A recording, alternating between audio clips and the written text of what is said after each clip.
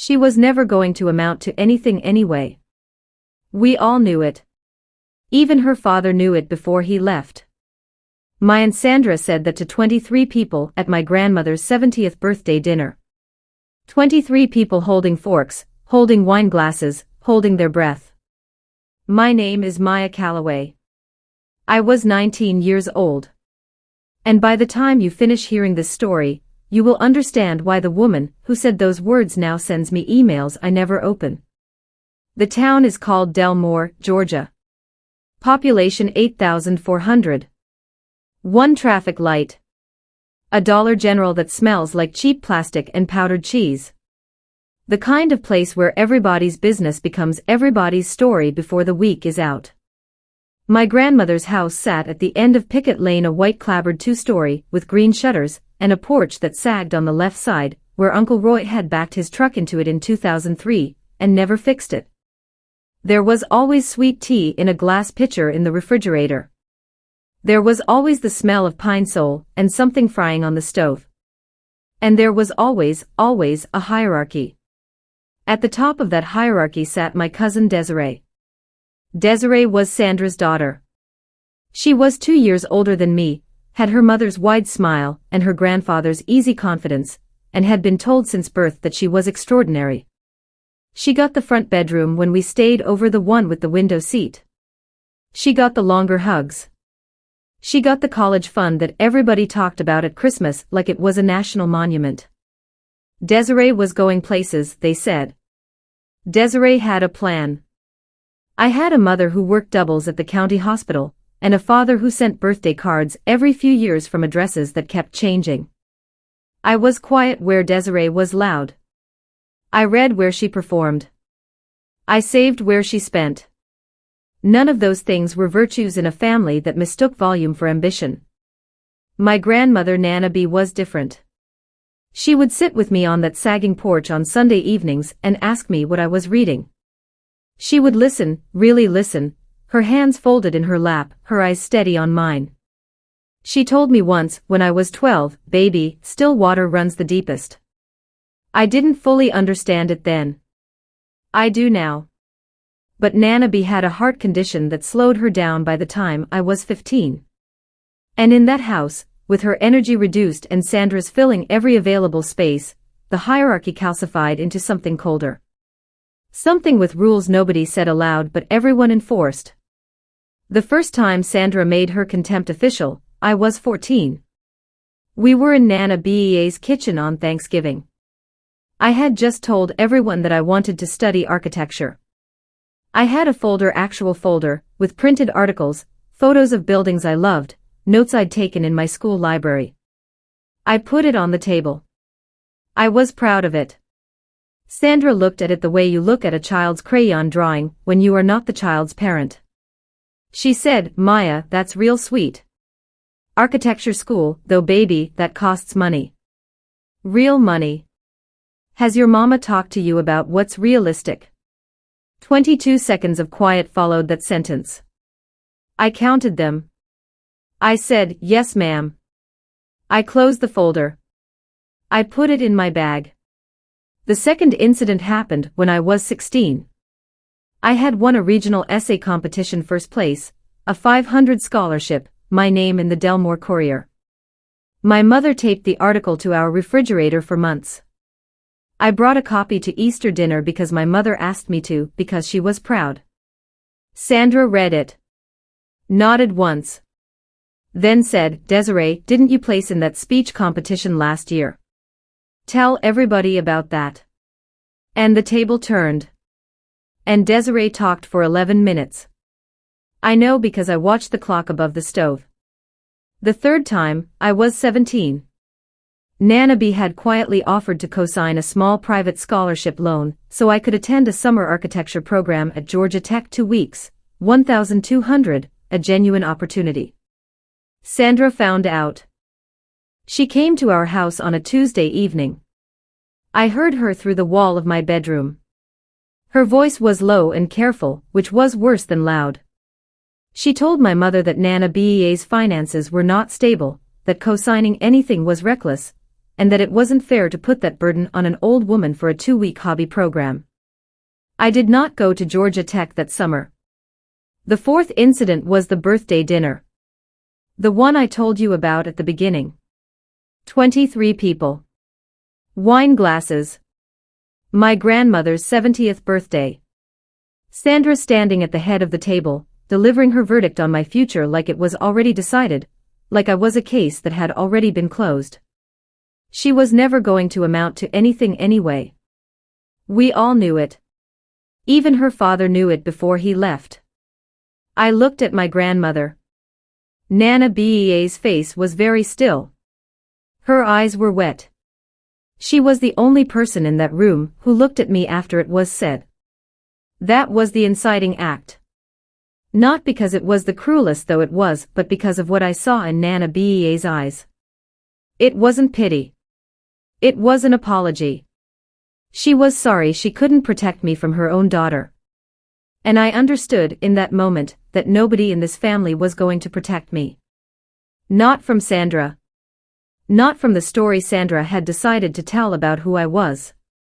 I was going to have to write my own. I did not respond. I put my napkin on the table. I said, "Excuse me," and walked to the bathroom, and ran the cold tap, and looked at myself in the mirror above the sink for a long time. I was 19. I had $340 in a savings account. I had 1 semester of community college completed with a 3.9 GPA. I had a scholarship application half finished on my laptop at home. I made a decision the way you make the kind of decision that doesn't feel like a decision at the time, quietly, without ceremony, like closing a door on a room you will never enter again. I was done waiting to be acknowledged. I was done performing for a jury that had already reached a verdict. I walked back to the table. I hugged Nana B. I told her happy birthday and that I loved her. I did not look at Sandra. I helped clear plates for 40 minutes because that was the right thing to do. And then I drove home, and I finished the scholarship application. That night I stayed up until 2 a.m. I submitted it at 2:17 a.m. The application was for the Hartwell Foundation Scholarship, a full merit award covering 4 years of tuition, room, and board at any accredited university in the state of Georgia.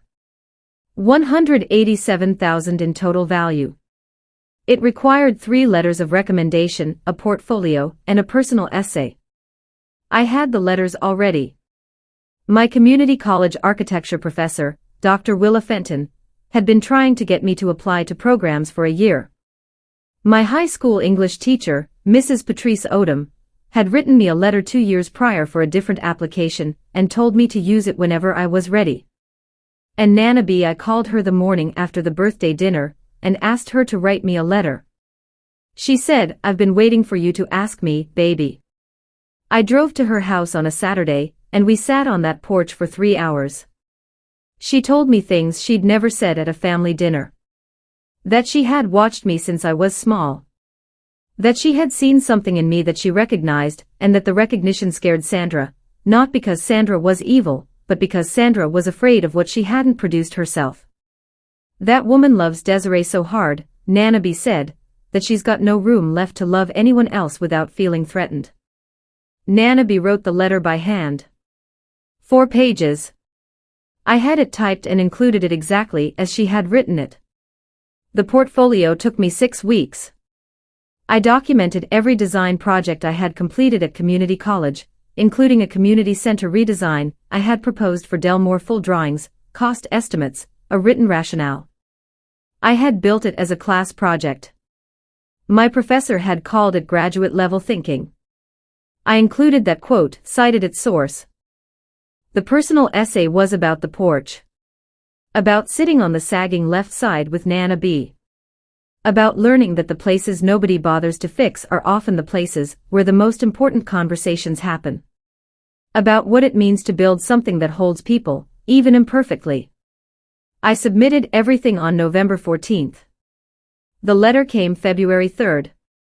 Full award. 4 years. University of Georgia School of Environmental Design. I called Dr. Fenton first. She cried. I did not cry until I hung up, and then I cried for 6 minutes in my car, and then I stopped. The reversal did not happen in a dramatic room. It happened at a church potluck. Delmore Baptist held its annual spring potluck the last Sunday in April. The whole extended family came. Nanaby came, moving slowly but dressed beautifully in a blue dress she'd had for years. I came. My mother came. Sandra came. It was Nanaby who told them. I had asked her not to make it an announcement. She looked at me for a long moment when I said that and then said, "Baby, I have been quiet in that family for 40 years. Let me have this one." She stood up, not at a microphone, not performing. She simply stood up from her folding chair midway through the meal and said, in a voice that carried clearly across the room of 47 people, that her granddaughter Maya had been awarded the Hartwell Foundation Scholarship, full ride, for years, University of Georgia. She said the dollar amount. She said $187,000. She said it the way you say something you have been waiting a long time to say. The room responded. 47 people responded, warmly, genuinely, people who had known me since I was small, who had watched me be overlooked at 100 family events, who may not have known exactly what they were witnessing but understood that something had shifted. I watched Sandra's face. She smiled. It was the kind of smile that requires effort. I did not approach her. I did not say anything final or devastating. The moment had already said everything. What I said to the room was simple: I want to thank Nanaby. She's always known what I was capable of even when I didn't. That was all. I left for Athens in August. Sandra did not come to see me off. She sent a card that arrived 3 days after I had already gone. It said congratulations and was signed with her name only, no love, just the name. Desiree called me once during my first semester. It was a brief, slightly awkward conversation. She said she was proud of me. I think she meant it. She and I have never been enemies, we were just two people caught in a dynamic neither of us designed. We text occasionally now. It is cordial. It is enough. Sandra's story, as I understand it through my mother and Nanaby, she has not changed. She continues to center Desiree, continues to narrate the family to herself in the way that makes her the hero of it. What has changed is that her narrative no longer includes me. I have exceeded the bracket she built for me, and she has simply removed me from her accounting. Some people, when confronted with evidence that they were wrong, do not recalibrate, they quietly erase the data. That is her prerogative. My mother came to my graduation 4 years later. She sat in the front row. She wore a yellow dress she had bought specifically for that day. She cried for most of the ceremony, and was entirely unapologetic about it. Nanaby could not make the trip. Her heart had worsened. We video-called her from the parking lot, still in my gown. She was sitting in her blue chair, and she looked small and tired, and her face when she saw me in that cap was, "I will carry that face with me for the rest of my life." She said, "Still water, baby." She said, "Still water." I am 24 now. I work at an architectural firm in Atlanta. I specialize in community design, public spaces, libraries, affordable housing. I think about Delmore sometimes, about the porch that nobody fixed, about what it means to build something that holds people. I lost years of feeling like I was only as real as Sandra's opinion of me. That is the truth, and I am not ashamed of it. It is a real loss, that time, that energy, that constant low-grade hum of needing to prove something to people who had already decided. What I gained is harder to name, but easier to live inside of. I gained the knowledge that I can endure being misread and still become what I always was. I gained the discipline of stillness, the understanding that reacting, exploding, demanding recognition from people who will not give it is just another way of handing them control of your story. I gained Nanaby, fully, in a way that the noise of the family had always partially obscured. Those Saturday mornings on the porch, just the two of us, those are mine. Those cannot be revised. Sandra was right about one thing: I was never going to amount to what she imagined. She imagined something small. She imagined someone who needed her validation to move. I am not that. I never was. Axa ya bad ein ya script kise ha.